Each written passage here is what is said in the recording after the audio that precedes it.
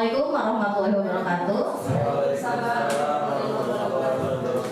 Terima kasih atas kehadiran Bapak, Ibu, guru hebat semuanya yang alhamdulillah sudah menyempatkan datang untuk menyaksikan diseminasi dari aksi nyata yang akan saya lakukan.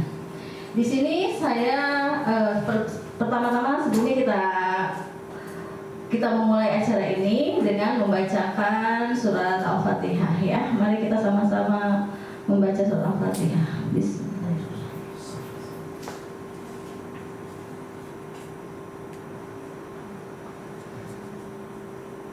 Ya, terima kasih.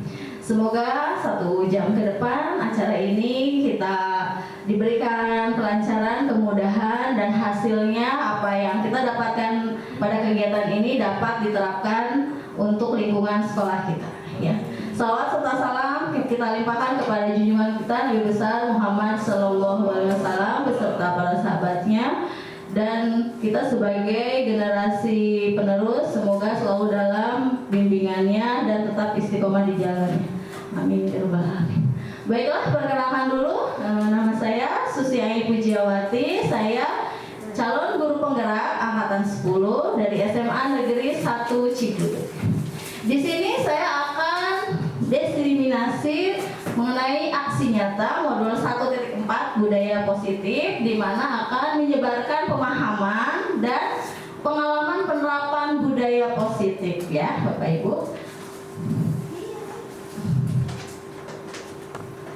Kemudian diperkenalkan Bapak fasilitator dan pengajar praktik. Kemudian di sini ada latar belakang melaksanakan tindakan aksi nyata. Di sini karena guru belum seluruhnya itu mengetahui pemahaman mengenai penerapan budaya positif. Mungkin sudah tahu, namun belum sepenuhnya melaksanakan. Kemudian tujuannya itu agar dapat menyampaikan pembelajaran dari penerapan konsep inti dari modul budaya positif. Nah, ini akan kita bahas bareng-bareng ya. Kemudian di sini ada lini masa dan dukungannya. Selanjutnya ada tolok kuliah. Jadi diharapkan setelah kegiatan diseminasi ini kita bisa sama-sama melaksanakan beberapa budaya positif yang ada di lingkungan sekolah. Kita sama-sama bisa menerapkannya kepada murid-murid kita dan bisa bermanfaat juga untuk lingkungan sekolah kita. Nah, sebelum memulai mengenai konsep inti budaya positif, di sini Bapak Ibu pasti sudah tahu ya tentang budaya positif. Kita sama-sama belajar di sini ya. Saya di depan bukan berarti saya bisa. Di sini kita sama-sama diskusi tentang budaya positif. Budaya positif ada yang tahu Bapak Ibu apa? Ayo, siapa yang bisa? Ya, mangga Ibu. Nilai-nilai atau nilai-nilai. Ya, bagus. Sudah, terima kasih. Nilai-nilai atau keyakinan. Ada yang lain? Ya, apa tuh Nenek? Nilai-nilai yang baik, Bu. Nilai-nilai yang baik ya. Pasti Bapak Ibu sudah tahu ya tentang budaya positif. Dan apakah di sekolah kita sudah menerapkan budaya positif? Sudah? Ya, sudah ya. Seperti apa ya? Misalkan disiplin ya, disiplin dalam melaksanakan sholat duha dan piket ya, apa lagi? Datang tepat waktu ya. Ya, menggunakan seragam ya sesuai. Itu semuanya budaya positif yang sudah kita laksanakan di sekolah. Dan salah satu program sekolah yang menurut saya sudah bagus itu ada 5 harkat ya. Termasuk tidak itu budaya positif? Termasuk. Berarti sekolah kita sudah melaksanakan ya apa yang namanya budaya positif. Jadi di sini kita saling mengingatkan, saling mengeksplor supaya kedepannya lebih baik lagi. Ya. Ya. Kemudian di sini ada konsep inti budaya positif. Ada 8 yang tadi Bapak Ibu sudah tahu ya. Mungkin di sini saya akan buka satu persatu, dimulai dari perubahan paradigma baru, kemudian ada disiplin positif itu sendiri apa, kemudian nilai-nilai kebajikan, kemudian kebutuhan dasar manusia, motivasi perilaku manusia, posisi kontrol guru, keyakinan kelas, dan segitiga restitusi. Mungkin Bapak Ibu sudah tahu ya tentang 8 konsep inti budaya positif. Namun kita akan bedah satu-satu. Baik, lanjutkan dulu. Nah, di sini perubahan paradigma baru atau perubahan paradigma dari kurikulum yang sudah kita lakukan. Sebelumnya, sebelum kita melaksanakan kurikulum baru itu, kita melaksanakan kurikulum 2013. Ya, kurikulum dari tahun ke tahun selalu mengalami perubahan. Namun semuanya itu tentunya mengharapkan perubahan yang baik ya. Nah, di sini perubahannya itu tentang proses pembelajaran. Sebelumnya kita kan selalu melaksanakan teacher center ya. Nah, itu bagaimana yang teacher center yang dulu kita lakukan? Baik apa tidak? Pada zamannya. Pada zamannya mungkin baik ya. Nah, apakah masih cocok diterapkan pada kurikulum Merdeka ya? Tidak. Jadi setiap kurikulum itu mengalami perubahan. Jadi di sini pandangan baru kita terhadap proses pembelajaran ya. Di sini pembelajaran yang kita harapkan itu sesuai kurikulum Merdeka itu pembelajaran berdiferensiasi. Bapak Ibu sudah melaksanakan pembelajaran berdiferensiasi? Sudah, bagus sekali ya. Berarti di sini tinggal menerapkan secara konsisten dan berkelanjutan. Kemudian untuk apa perubahan paradigma baru itu? Diharapkan jika kita sudah melaksanakan pembelajaran diferensiasi, semua tujuan pembelajaran dapat tercapai. Intinya sesuai filosofi Ki Hajar Dewantara itu, pendidikan itu menuntun murid sesuai dengan kodrat alam dan kodrat zaman. Jadi setiap zamannya itu berubah ya, berubah tentunya untuk jadi lebih baik lagi. Nah, di sini untuk mewujudkannya itu kita harus sesuai dengan profil pelajar Pancasila. Sudah pada tahu ya, Ibu Bapak ya? Yuk kita nyanyikan lagu profil pelajar Pancasila. Gimana?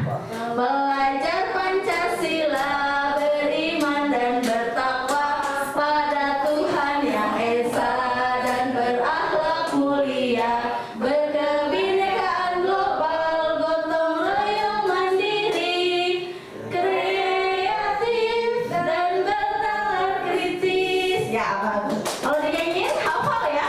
Tapi kalau ini kenapa? Bu Irma mau nyanyi lagi? Pakai gerakan. Ya biar teman-teman boleh Bu Irma semangat kayaknya Bu Irma nih. Ya silakan. Ayo sekarang kita stringing dulu ya. Kalau gitu mau bawa kita. Iya ya. Yuk kita sama-sama. Ayo, baik kita sama-sama ya. 1, 2, 3. Pelajar Pancasila beriman dan bertakwa pada Tuhan Yang Esa dan berakhlak mulia, berkebinekaan global, gotong royong mandiri, kreatif dan bernalar kritis. Oke, terima kasih Bu Risma. Ya, masih pada semangat ya pagi-pagi ya? Semangat. Alhamdulillah. Baik, untuk perubahan paradigma baru sudah bisa, intinya sudah tahu ya Bapak Ibu ya. Jadi setiap kurikulum itu menginginkan perubahan yang baru, dan dari tahun ke tahun itu kita melakukan perbedaan tentunya untuk memenuhi tujuan ya, tujuan supaya kita tuh bisa lebih baik lagi gitu ya daripada kurikulum sebelumnya. Baik, kita lanjut lagi. Nah, kemudian di sini disiplin positif. Disiplin ada yang tahu? Ya, disiplin itu apa? Itu ada Bu. Oh, ada ya, siap. Ya, bisa dibaca sendiri ya. Disiplin itu pendekatan. Disiplin positif pendekatan dalam mendisiplinkan anak-anak yang menekankan pada pembangunan hubungan yang positif antara orang dewasa. Orang dewasanya itu kita sebagai guru dan tentunya orang tua ya di rumah kepada anak-anak, dan mengedepankan pengajaran. Nah, maksudnya apa di sini? Disiplin itu harus dimulai dari mana ya? Dari rumah apa di sekolah? Dari rumah. Dari rumah. Jadi harus ada kerjasama antara orang tua dan sekolah atau dan guru ya. Di rumah siswa itu diajarkan apa kira-kira? Kita sebagai orang tua dulu nih di rumah. Jadi disiplin tentang anak bangun tidur, dari bangun tidur kemudian sholat ya, kemudian mandinya juga disiplin ya kan, bersih-bersih tempat tidur. Jadi kebutuhan dia sendiri dulu, apa yang pribadi itu yang utama, disiplin di rumah. Setelah di rumah, nah datang ke sekolah. Kita sebagai guru, nah disiplin apa yang kita terapkan di sekolah? Pertama kayak tadi, datang tepat waktu, ya. Apalagi disiplin berpakaian, apalagi Menghormati satu sama lain. ya menghormati satu sama lain, menghormati teman, menghormati guru, ya. Kemudian apalagi? Tidak keluar. Iya, tidak keluar kelas atau misalkan Saat jam belajar. ya, jadi minta izin dulu ya, disiplin atau peraturan dalam di kelas atau dalam belajar. Tidak semena-mena anaknya itu keluar masuk kelas ada guru gitu kan. Ya. Kemudian disiplin Semangat belajar. ya, semangat belajar. Jadi anak juga, dan sebelum masuk ke sekolah kita sebagai guru sudah mengajarkan disiplin ya, disiplin seperti yang tadi Bapak Ibu tahu semuanya. Kemudian disiplin dalam tugas, banyak sekali ya. Jadi peran orang tua di rumah, peran guru di sekolah itu sangat luar biasa. Bukan hanya memberikan ilmu, tapi juga mendisiplinkan ya, mendisiplinkan siswa supaya kedepannya menjadi generasi yang mandiri, ya, yang bertanggung jawab ya, yang sesuai dengan profil pelajar Pancasila. Ya, betul sekali ya. Lanjut ya. Kemudian nilai-nilai kebajikan hampir sama dengan disiplin. Nilai-nilai kebajikan di sini bisa dibaca ya. Dalam dunia pendidikan di sini nilai-nilai kebajikan juga secara umumnya itu termasuk seperti yang tadi ya. Disiplin dalam segala hal, kemudian apalagi nilai-nilai kebajikan tentang perilaku siswa gitu kan. Itu kan nilai-nilai kebajikan. Apalagi karakter ya, karakter siswa gitu ya. Kita bisa membentuk gak karakter siswa? Bisa? Ya, bisa. Seperti apa kira-kira? Yang tadinya males-malesan ke sekolah cuma pengen apa? Disuruh orang tuanya gitu. Iya. Kenapa? Menurunkan kewajiban. Iya, menggugurkan kewajiban. Belum tahu mereka untuk apa saya sekolah. Mungkin ada sebagian orang karena disuruh orang tua, karena kewajiban pendidikan berapa tahun? 9 tahun ya? 12. Nah, 12 tahun sekarang. Ya. Jadi untuk apa nilai-nilai kebajikan itu semua? Intinya di sini kita ingin membentuk pribadi siswa yang berkarakter seperti profil pelajar Pancasila. Perlu ada dukungan orang tua dan guru ya. Jadi guru itu tugasnya sangat berat sekali dan banyak dan sangat mulia ya. Jadi bukan hanya memberikan ilmu tapi menerapkan karakter yang baik. Kemudian apalagi? Pokoknya jasa-jasa guru itu sangat luar biasa ya. Semoga kita sebagai guru mendapatkan rahmat dan berkat terhadap pekerjaan kita sebagai guru ya, Bapak Ibu. Selanjutnya kita lanjutkan lagi. Nah, di sini yang selanjutnya ada kebutuhan dasar manusia. Konsep inti dari budaya positif. Ada yang tahu 5 kebutuhan dasar manusia? Apa aja? Ayo coba kita tebak-tebakan. Ya, apa Bapak Ibu? Yang pertama ya Bu. Yang Bapak Ibu yang pertama apa? Bertahan hidup. Bertahan hidup. Cocok nggak kira-kira? Bertahan hidup yang pertama. Cocok. Cocok? Ya, sesuai. Sekali aja Bu ya. Ya, nanti ya. Yang kedua siapa yang mau menjawab? Ayo, kita kebutuhan kita itu untuk apa? Kasih sayang dan rasa diterima. Ya, butuh nggak kebutuhan kita itu sebagai manusia? Betul. Ya, sangat butuh. Kemudian yang ketiga apa? Penguasaan. Ya, penguasaan. Nanti kita jelaskan satu-satu. Penguasaan yang ketiga ya. Yang keempat apa? Kebebasan. Oke, selanjutnya Kesenangan. kesenangan. Baik, kita lihat ya. Iya. Kan cuma misteri apa? Ya, ini ya 5 kebutuhan dasar sebagai manusia. Bertahan hidup, gimana nih bertahan hidup? Ada yang mau menjelaskan bertahan hidup seperti apa? Ya, silakan Bu Selvi. Bertahan hidupnya seperti apa? Tentunya kita sebagai manusia butuh makan, Ya, butuh minum, Ya, butuh rumah.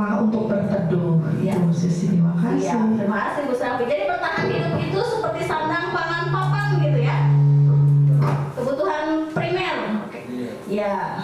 Kemudian ya kebutuhan pokok bertahan hidup sebagai manusia. Bukan hanya manusia ya, semua makhluk juga, makhluk hidup juga. Kemudian kasih sayang dan rasa diterima. Ada yang mau menyampaikan kasih sayang dan rasa diterima seperti apa? Ya boleh ya, boleh nyanyi tadi. Kasih sayang, seorang manusia ya pasti perlu kasih sayang dari semua pihak ya. Dan rasa diterima itu bahwa kita itu ada gitu. Ya. Jadi bisa diterima oleh semua yang ada di lingkungan. Gitu. Baik, terima kasih Bu Neneng. Perlakuan yang adil. Ya bagus, pelajari perlakuan yang adil, kasih sayang dan rasa diterima. Jadi kalau misalkan kita memiliki rasa kasih sayang, misalkan kita pribadi dulu dari orang tua, gimana perasaan kita disayangi sama orang tua? Seneng banget. Ya bahagia. Kita juga semangat ya dalam menjalankan aktivitas. Nah murid juga sama, jadi murid juga sangat butuh kasih sayang, perhatian dan rasa diterima oleh orang tua, kemudian dari guru juga terutama dari teman-temannya gitu ya. Berarti ini kebutuhan yang sangat dasar. Kemudian yang ketiga penguasaan. Ada yang bisa menjelaskan penguasaan seperti apa? Apa? Penguasaan? Penguasaan pengetahuan, misalnya Penguasaan? menguasai sesuatu keterampilan Oh ya, penguasaan terhadap bidang. bidang tertentu gitu. Tidak hanya bidang sih, menurut saya juga pengawasan terhadap barang secara fisik gitu kan. Kayak misalnya ya kita juga harus bisa ya punya handphone, punya rumah, itu kan sesuatu kekuasaan yang tidak bisa seenaknya misalnya diambil oleh orang lain gitu ya. Jadi kita mempunyai hak sendiri ya, hak untuk bertahan hidup, hak untuk memiliki gitu kan ya, penguasaan. Ya berarti hak untuk memiliki, hak untuk dihormati gitu ya, penguasaan. Kemudian ya hak untuk dihargai ya, bagus. Kemudian kebebasan, gimana nih kebebasan? Memilih teman. Memilih bebas, memilih teman, ya bebas bergaul. Bebas bergaul, bebas pergaulan gimana? Beda, bebas bergaul itu tentunya kita pengen yang positif pergaulannya ya. Kalau pergaulan bebas beda lagi ya. Jadi kebebasan dalam berteman, dalam bergaul. Jadi tidak di kelompok-kelompokan seperti itu ya. Bestie, jangan bestie-bestie ya, jangan circle-circlean ya. Bebas Ya, memutuskan. jadi kebebasan, bebas dihargai, kebebasan dalam belajar juga bisa, kebebasan dalam berpendapat, ya banyak sekali ya. Nah yang terakhir kesenangan, kesenangan itu puncaknya ya. Ya kita untuk apa melakukan sesuatu itu? Kan kita pengen senang gitu, senang dalam melakukan sesuatu, atau akhirnya untuk bahagia, ya. Ya sudah ini ya. Udah paham ya tentang 5 kebutuhan dasar. Masih semangat ya Bapak Ibu? Masih ya. Baik, kita lanjutkan lagi. Nah, di sini ada motivasi perilaku manusia. Nah, setiap orang itu perlu motivasi. Motivasi itu bisa dari dalam, bisa dari luar. Motivasi intrinsik dan motivasi ekstrinsik. Nah, di sini di Angosen ada 3 motivasi perilaku manusia. Yang pertama untuk menghindari ketidaknyamanan atau hukuman. Baik nggak motivasi tersebut? Tidak. Contohnya apa nih? Untuk menghindari ketidaknyamanan atau hukuman motivasinya. Misalkan siswa datang ke sekolah tepat waktu karena tidak mau dihukum ya. Bagus tidak itu?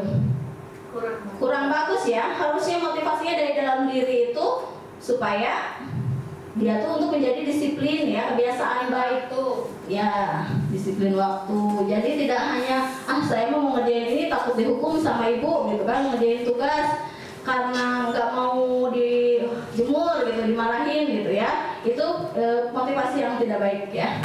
Kemudian yang kedua, untuk mendapatkan imbalan atau penghargaan dari orang lain.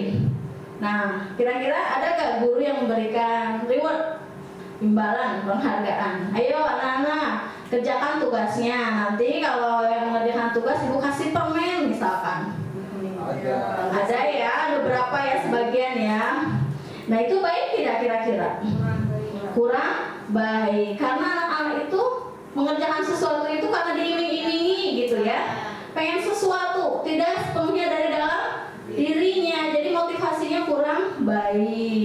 Kemudian yang ketiga, untuk menjadi orang yang mereka inginkan dan menghargai diri sendiri dengan nilai-nilai yang mereka percaya. Seperti apa ini? Ya, kalau ini kira-kira baik nggak? Jadi motivasinya untuk menghargai diri sendiri. Iya Bu. Baik ya? Baik. Ya, jadi mereka melakukan sesuatu itu karena dasar hati mereka. Saya mau menjadi lebih baik lagi. Saya mau mengerjakan tugas karena saya mau bisa gitu mengerjakan tugas itu. Saya mau datang tepat waktu karena saya mau mendisiplinkan diri, mau menjadi lebih baik lagi. Ya, seperti itu. Bisa dipahami ya Bapak Ibu ya? Baik, Kak. Lanjutkan. Nah, di sini yang menarik juga ya, nih yang saya sukai, posisi kontrol guru. Ada 5 posisi kontrol guru. Yang pertama itu sebagai penghukum. Penghukum. Yang kedua membuat merasa bersalah. Kemudian yang ketiga teman. Kemudian ada pemantau dan ada manajer. Kira-kira Bapak Ibu sudah melakukan yang mana nih? Bisa memberikan contoh? Sebelum kita jelaskan satu-satu, penghukum, pembuat merasa bersalah, teman, kemudian pemantau, dan manajer. Seperti apa? Ayo, Bu Sapi pernah memarahi siswa atau menghukum siswa seperti apa kira-kira? Sebagai apa? Saya lebih ke membuat merasa bersalah. Lebih membuat pernah ya. Awalnya saya juga tidak tahu ya. Awal-awal saya menjadi guru, saya pernah berada di posisi penghukum. Jadi kalau misalkan anak tidak mengerjakan tugas, ya, kamu kenapa tidak mengerjakan tugas? Terus kamu itu mau pinter apa enggak sih? Gitu, dengan nada yang membentak gitu ya. Awal-awal nih, saya masih ingat dulu. Terus kok kamu tidak bisa perkalian? Emang kamu dari kemana-mana nggak belajar? Dari SD, SMP gitu kan? Itu kita menghukum siswa menjadi siswa tidak bisa gitu kan? Nah, baik tidak itu kira-kira? Ya. Tidak ya? Nah, kemudian sebagai pembuat merasa bersalah, gimana nih? Ini adanya. Kok kamu seperti itu, tidak mengerjakan tugas? Apa kamu tidak menghormati ibu sebagai guru kamu? Gitu. Nanti kamu dosa loh. Iya, nanti kamu dosa loh. Ibu juga ikut-ikutan dosa. Karena ibu tidak bisa membimbing kamu. Kamu masuk neraka, ibu masuk neraka. Ya, kamu tidak kasihan sama ibu, gitu kan? Jadi kita menjadi anak itu secara lemah lembut, namun memojokkan gitu ya, membuat mereka itu merasa bersalah gitu. Ini kedua ini posisi kontrol yang kurang baik ya. Walaupun dulu pernah, sekarang jika sudah tahu kita bisa merubahnya ya. Kemudian posisi teman, gimana nih posisi teman? Ada yang bisa mencontohkan posisi teman? Jadi kita seolah-olah bestie dengan murid gitu ya. Ya, saling curhat ya, kita tuh menganggap murid itu teman kita, selalu ngobrol, selalu curhat, anaknya terbuka kepada kita. Dan jika anaknya itu mengalami masalah atau misalkan kita sebagai gurunya, anaknya itu tidak mengerjakan tugas, misalkan gini, kok kamu tidak mengerjakan tugas? Kan kemarin sudah dikasih tahu sama ibu gitu. Gimana sih kamu gitu kan? Kemudian selanjutnya kamu akan mengerjakan tugas tidak? Ayo demi ibu gitu kan? Seperti itu ya kurang lebih ya. Jadi anak itu seolah-olah mengerjakan tugas itu karena dekat dengan kita gitu kan? Baik gak kira-kira itu? Baik. Nah kemudian memantau itu kita hanya memantau siswa gitu kan? Gimana contohnya? Ada yang bisa membuat contoh posisi pemantau? Hanya melihat Ya. hanya memantau, misalkan kalau dikasih tugas, nah ini sudah apa belum mengumpulkan begitu ya. Ya jadi Yona udah mengerjakan tugas apa belum gitu ya. Kalau belum, ayo silakan dikerjakan gitu kan. Kita hanya memantaunya, tidak menghakimi ya. Ya, cuma mengingatkan. Bagus. Nah, kemudian posisi terakhir, posisi manajer. Ini yang diharapkan ya, posisi manajer. Gimana posisi manajer? Ada yang bisa memberikan contoh? Gimana? Jadi posisi manajer itu kita bertanya lagi kepada anak, apakah kamu sudah mengerjakan tugas? Misalkan, oh belum Bu, kenapa kamu sampai tidak mengerjakan tugas? Terus apakah tidak mengerjakan tugas itu baik atau tidak? Terus kita tanya alasannya apa kamu tidak mengerjakan tugas? Kemudian seharusnya seperti apa sikap kamu, gitu kan? Jadi kita tuh seolah-olah anak tuh meyakini kesalahannya, dan anak itu membuat keyakinan kalau dia itu akan mengerjakan tugas dan selanjutnya mengerjakan sesuatu yang baik, gitu ya. Jadi ini 5 posisi kontrol guru ya. Yang 2 itu posisi kontrolnya itu tidak kurang sesuai. Kemudian kalau yang dari teman, pemantau, manajer itu diharapkan kita sudah bisa. Walaupun misalkan belum nih, posisi kita misalkan sebagai teman dulu. Nah, mudah-mudahan lambat laun kita bisa menjadi pemantau dan akhirnya menjadi posisi manajer. Jadi tidak semuanya dapat kita langsung ke posisi manajer. Kita belajar dulu bertahap melihat situasi anak tersebut ya. Nah, kemudian keyakinan kelas. Gimana ini keyakinan kelas? Sama gak dengan peraturan kelas? Beda ya. Kalau peraturan seperti apa? Sudah ditentukan. Ya, sudah ditentukan peraturan itu.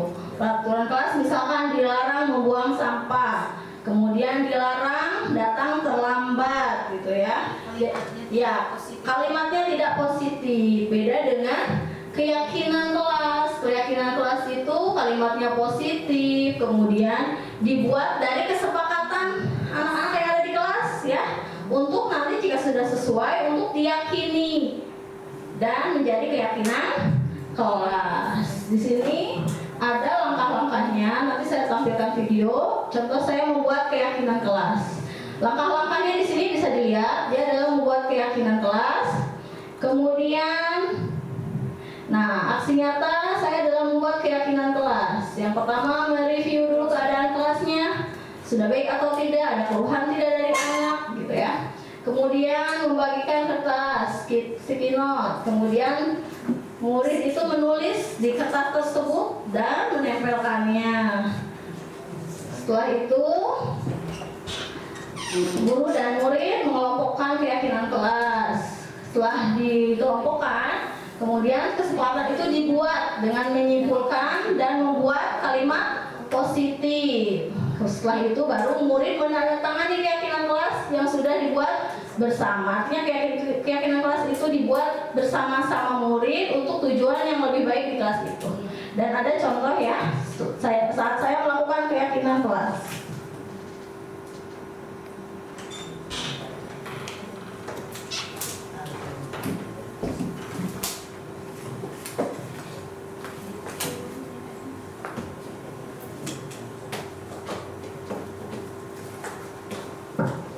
Kita lihat video dulu ya.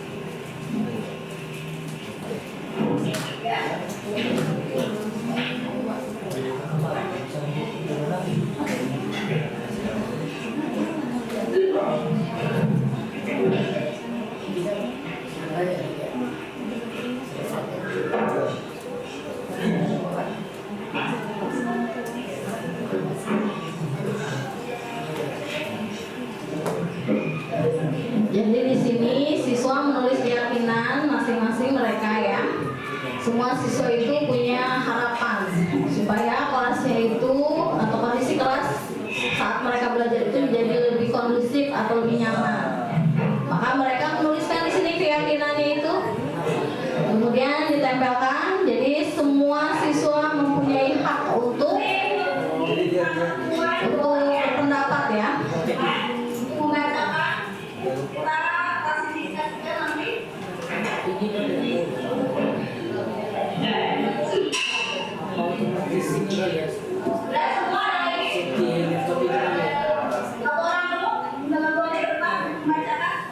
Ya, kemudian setelah semuanya menuliskan harapan mereka, bersama-sama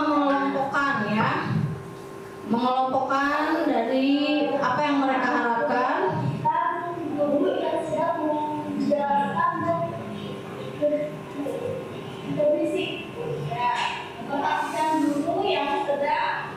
Menjelaskan dan tidak berdiskusi manusia. Ini berhubungan dengan apa? Berarti perhatikan dulu yang sedang Dipercepat saja ya ini. Jadi dikelompokkan, semuanya dibacakan. mendengarkan tak? Saya cepatkan dulu ya, percepat. Menggunakan terhadap sesuai dan kelompok. Ya. Mana nih? Jadi dibantu oleh siswa di sini, mereka juga bisa menggolongkan ya, termasuk keyakinan yang mana. Beda dengan yang kedua juga kan? Memperhatikan dulu apabila sedang mengajar. Sama dengan bersama. Bersikap jujur dan bertanggung jawab. Sama ada yang kurang? Beda. Tapi ini dengan sikap. Yang pertama juga dengan sikap tidak? Jadi masih tentang karakter ya. Kemudian menggunakan buku apabila guru sedang menjelaskan. Di sini siswa sudah bisa menilai ya. Jadi termasuk karakter yang mana atau sikap yang mana digolongkan. Jadi mereka diingatkan lagi apa aja yang harus diyakini, kesepakatan yang mereka buat Semuanya itu dipaksa dari mereka dan untuk mereka juga ya, kesepakatan kelas. tepat waktu datang ke sekolah. Yang mana ada kita? Ada ya, cuma di bawah berarti ya. Ada lagi. Menghargai guru yang sedang mengajar. Sama dengan kata-kata ya. Ada yang teman-teman. Sama yang teman-teman. Baik berkelompok. Kerjakan tugas atau PR dengan tepat waktu. Yang mana? Wadah? Ya, yang pertama berarti ya.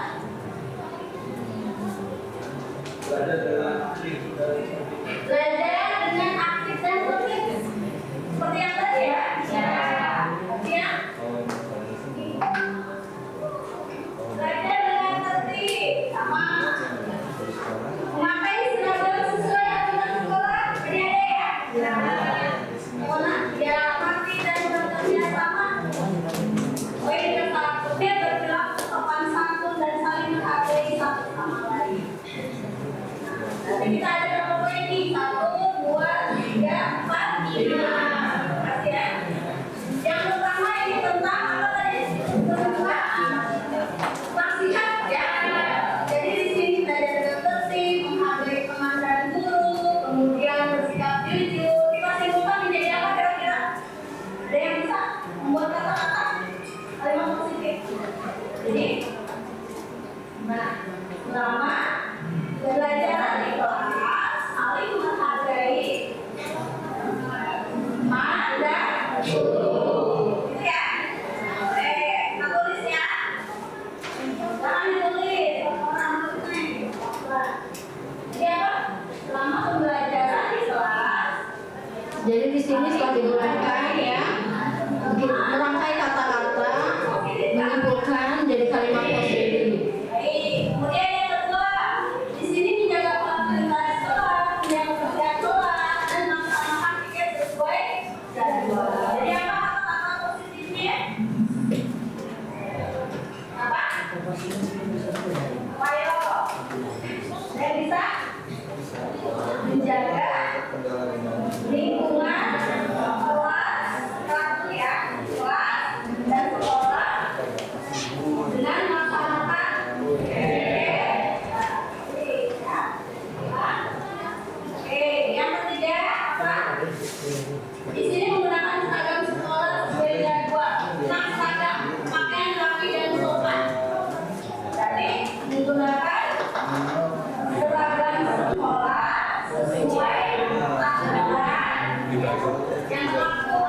pasang sendiri.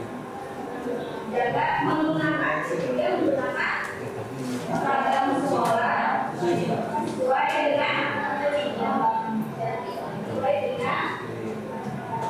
jadwal yang sesuai. Kemudian yang keempat, tepat dalam waktu ke sekolah. Tepat waktu ke sekolah. Berarti datang ke sekolah tepat waktu. Terakhir, Iya. mengerjakan tugas atau PR yang di sini disiplin dalam mengerjakan tugas. Tadi kita sudah buat 5 tadi. Ingat ya? Kalau ada yang mau menambahkan suratkan? Ya, bisa disepakati ini.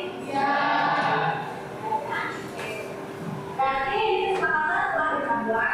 Nanti Ibu akan belajar di kelas supaya kalian mengingatnya dan kalian selalu meyakini serta menjalannya. Ya, baik supaya lebih ini kesepakatan kelas, silakan tanda tangan. Setelah kesepakatan kelas dibuat ya atau keyakinan kelas dibuat, di sini semua siswa mendatangani supaya mereka ingat telah dilibatkan dalam membuat keyakinan kelas dan tentunya mereka juga melaksanakan apa yang sudah mereka sepakati bersama ya untuk mewujudkan kelas yang kondusif, yang nyaman, kemudian yang sesuai dengan mereka harapkan.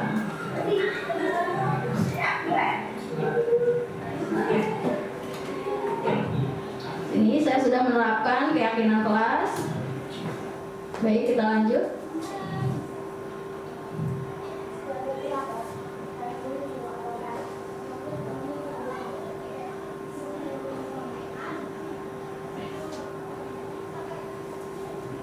Di sini keyakinan kelas, semua guru juga wajib melakukannya ya, supaya pembelajaran lebih kondusif dan diharapkan siswa bisa meyakininya dan siswa bisa menjalankannya supaya tujuan pembelajaran dapat tercapai. Kita lanjutkan lagi. Dari keyakinan kelas ini diharapkan dari lingkungan kelas, kemudian sudah baik lingkungan kelasnya, siswa juga langsung ke lingkungan sekolah. Jadi dari kelas dulu, dimulai dari kelas, kemudian siswa bisa melaksanakan karakter yang baik itu di lingkungan sekolah sehingga nanti semua akan terwujud ya, cita-cita pendidikan itu dapat terwujud dimulai dari kelas ya. Nah ini segitiga restitusi. Ada yang tahu segitiga restitusi apa? Boleh? Ada yang sudah pernah mendengar segitiga restitusi ya? Oh, baru dengar ya? Mungkin ada yang sudah dengar? Baik. Boleh? Ada yang tahu? Mungkin? Selfie. Ayo. Tidak mau orang dulu ya Resti itu ya. Kayaknya pada lemes nih bapak-bapak, ibu-ibu. Ya, kita explain dulu ya, supaya konsentrasi semuanya. Explainnya gini. Misalkan saya semuanya pegang mic, jadi supaya semuanya kebagian. Ya gantian. Misalkan saya membuat kata-kata, nanti kata ujungnya itu dilanjutkan membuat kalimat terserah mau apa. Menggunakan kata terakhir dari yang saya gunakan. Berantai. Ya, kata berantai. Ya, misalnya ini. Hari ini saya senang sekali karena berada di ruangan yang sejuk. Nah, baru dilanjutkan Bu Betty. Sejuknya gitu. Oke, siap? Ada yang tanyakan tidak? Jadi semuanya bisa berimajinasi. Menyusun kata. Aku tuh bisa lah. Terserah sejuknya ruangan ini. Siap? Bisa dimulai ya? Semuanya terlibat ya, baiklah. Ada yang tanyakan dulu tidak sebelum mulai? Lanjut ya. Hari ini sangat secerah sekali, secerah hatiku.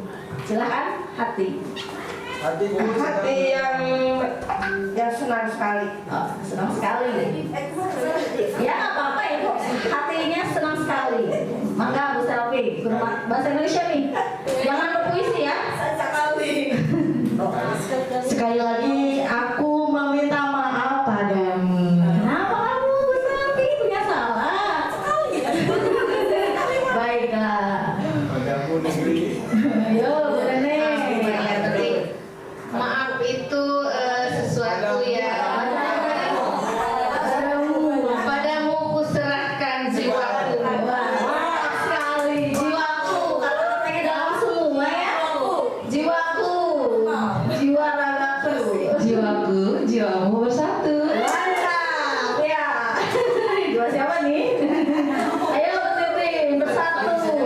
bersatu kita teguh cerai kita. Ya, semboyan kita ya.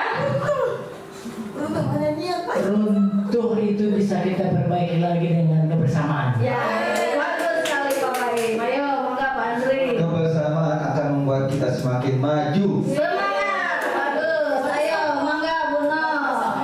Maju bersama, hebat sih. Ya, sesuai moto kita.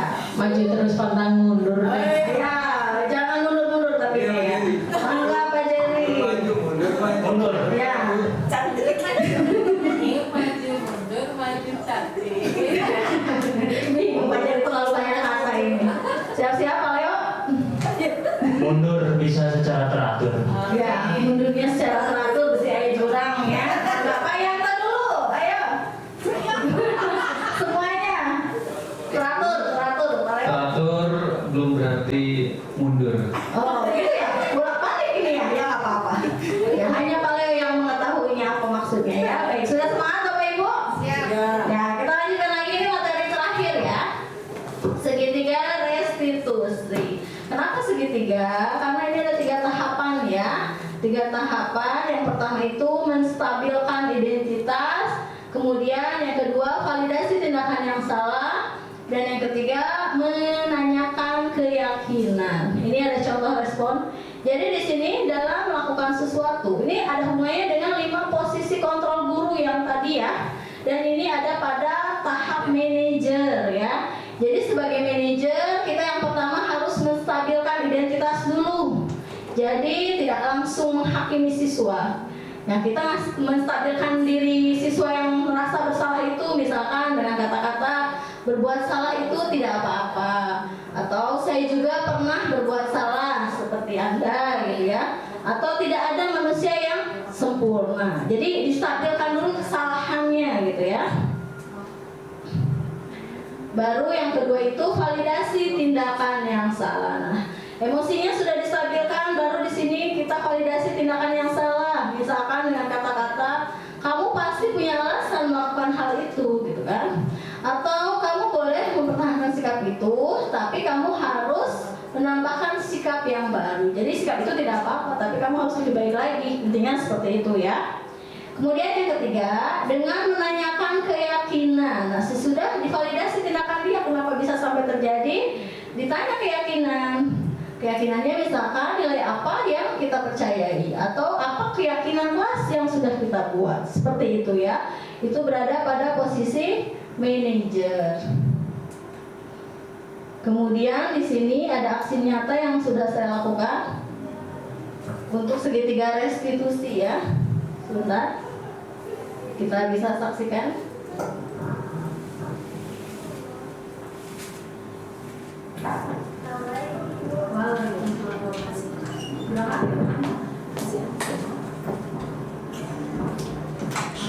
Tahu kenapa ibu mengambil begini?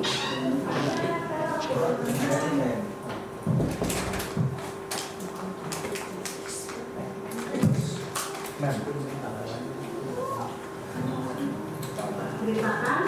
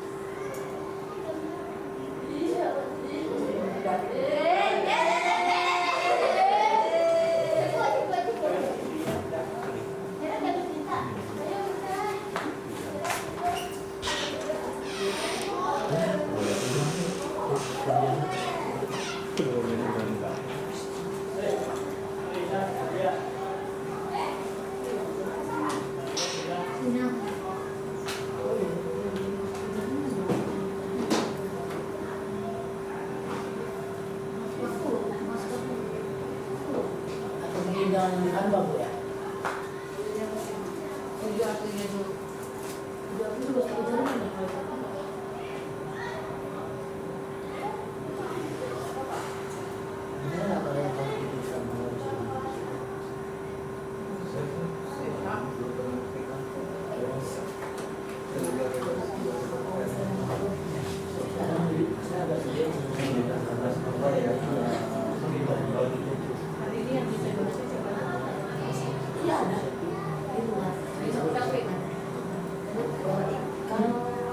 Bentar ya, saya cari videonya dulu. Di meja di orang lain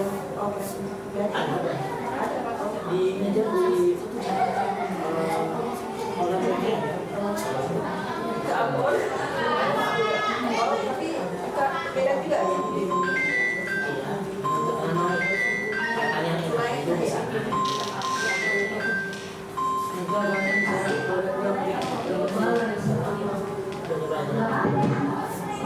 Di sini saya menerapkan segitiga restitusi sebagai posisi manajer ya.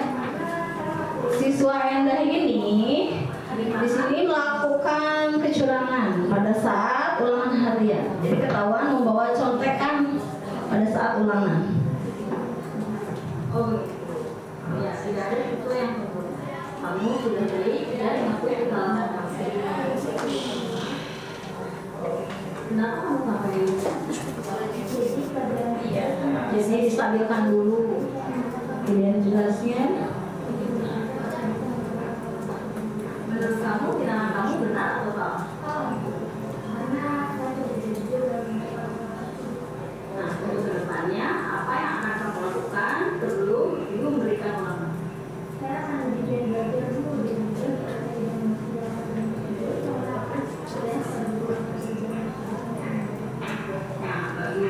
kalau begitu Bapak dari itu juga pasti akan senang membantu.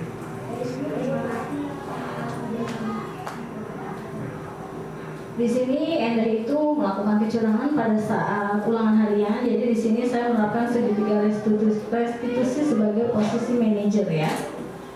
Dengan 3 langkah tersebut. Kemudian ada satu lagi.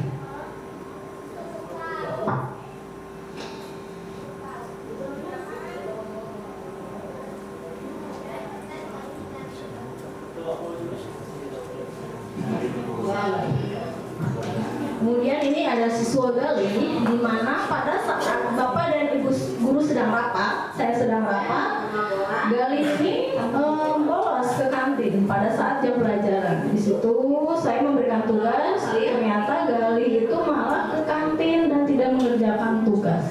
Baiklah, setiap orang pasti punya kesalahan. Coba kamu kira, pada saat jam pelajaran, aku pergi ke kantin, lalu membolos. Yang kamu lakukan itu benar atau salah? Kenapa kamu bisa sampai ngomong?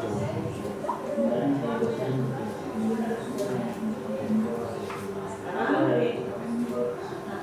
kamu sudah sadar atau belum? Apa akan masih membolos lagi? Nah, untuk kedepannya, bila Bapak dan Ibu sedang rapat, apa yang akan kamu lakukan? Apa yang akan kamu lakukan untuk memperbaiki kesalahan itu?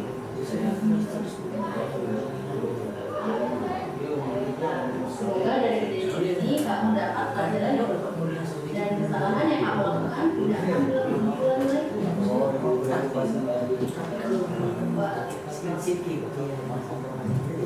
Nah, setelah saya melakukan tiga segitiga restitusi ini, di sini siswa Endah dan Gali tersebut melakukan testimoni atau apa yang telah dia lakukan. Assalamualaikum warahmatullahi wabarakatuh.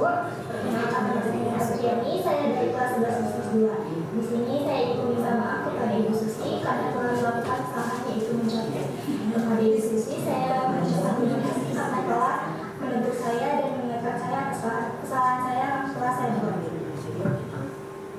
Kemudian dengan Gali juga sama ya.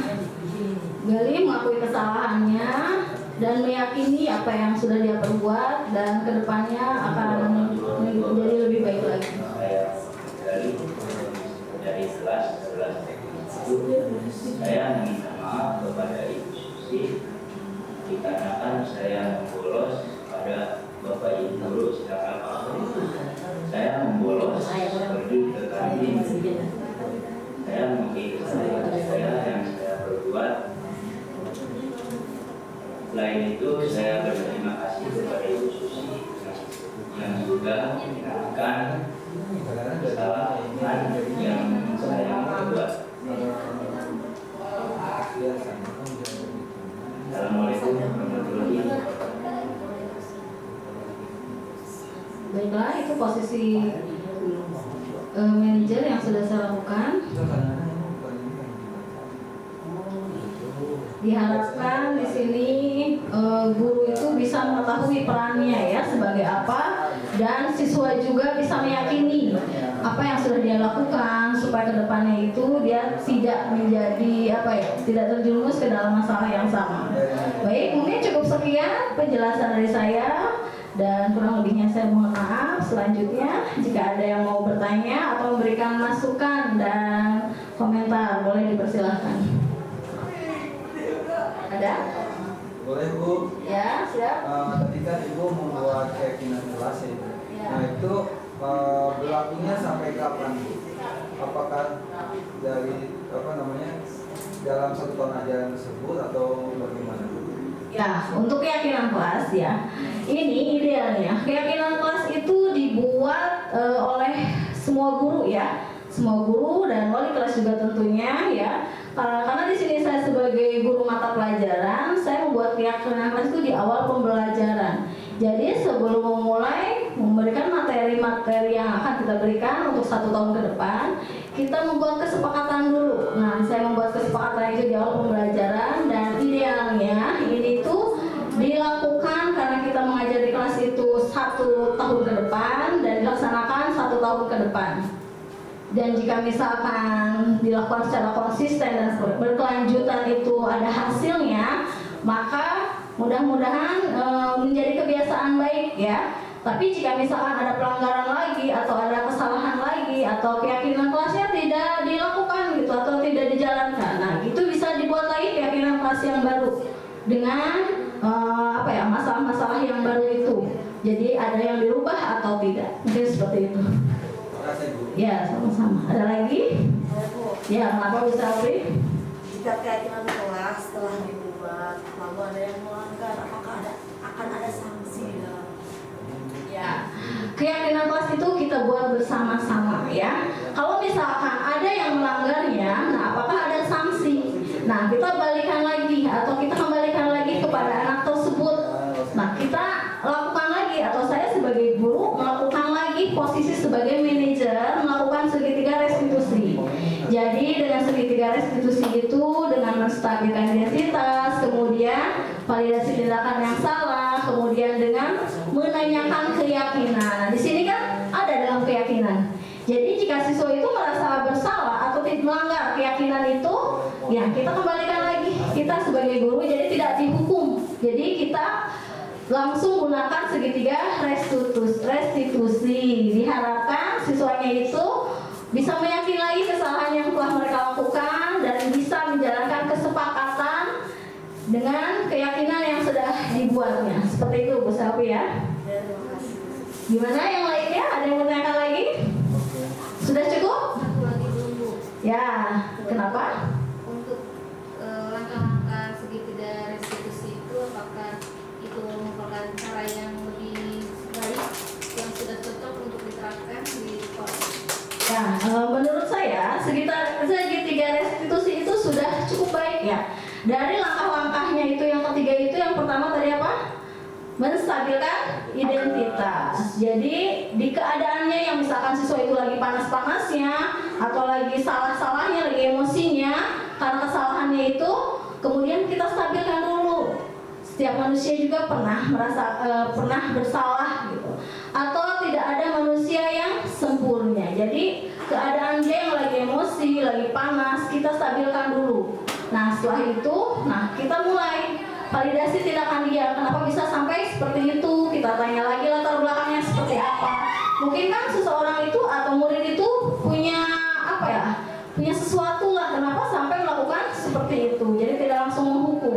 Oh mungkin karena dia itu misalkan terlambat datang ke sekolah karena bergadang membantu orang tuanya bekerja misalkan. Jadi kita tanya dulu kenapa sampai terjadi hal seperti itu. Tidak langsung menghakimi. Nah setelah itu baru kita tanya keyakinannya. Keyakinan apa yang berhubungan dengan kesalahan yang telah dia lakukan. Kalau misalkan tentang disiplin waktu, kamu kan tahu kesepakatan yang sudah kita jadikan keyakinan kelas itu ada tentang disiplin waktu. Jadi harusnya seperti apa ke depannya. Jadi cara dia memanajemen waktunya seperti apa ke depannya. Nah dari situ menurut saya itu sudah langkah yang tepat ya. Jadi tidak langsung menghakimi anak. Ada langkah-langkah tertentu yang kita lakukan supaya mereka juga bisa berpikir dan mengubah kembali pola pikirnya supaya menjadi lebih baik lagi. Ya, Bu Nena. Ya, sama-sama. Gimana semuanya? Bisa dipahami ya? Ya, jika seperti itu, saya akan meminta refleksi atau umpan balik ya. Apa yang Bapak Ibu dapatkan pada pembelajaran hari ini? Mungkin dengan 1 atau 2 kata, ya, semuanya ya. Semuanya ya. Misalkan dari depan dulu, semuanya apa tentang umpan refleksi yang sudah saya lakukan hari ini gimana? Apa ya? Boleh, silakan dimulai dari Bu Neneng. 1 atau 2 kata aja. Bahagia dan senang. Ya, bahagia dan senang. Ayo, mangga, bisa. Semangat dan bahagia. Ya, mangga, Bu Betty. Yang Ibu, kata yang Bangga, mantap, mantap, ya bagus. Mengerti dan paham. Ya, siap. Baik. selalu perbaiki diri. Ya, selalu. Dengan kegiatan ini alhamdulillah sudah menambah wawasan untuk saya. Terima kasih Ibu. Sama-sama. Pak Jerry mangga 1-2 patah kata untuk hari ini. Mantap dan keren. Ya, bagus. Terima kasih. Muno. Pencerahan dan tercerahkan. Ya. Belajar penuh cinta. Ya, terima kasih semuanya. Terima kasih ya semuanya, kita beraplaus lagi. Ya, terima kasih untuk kegiatan hari ini, kesempatan waktu yang sudah Bapak Ibu luangkan untuk saya di sini. Semoga apa yang kita pelajari hari ini dapat kita terapkan di lingkungan sekolah kita dan kita menjadi guru yang lebih baik lagi, ya. Terima kasih. Saya akhiri kegiatan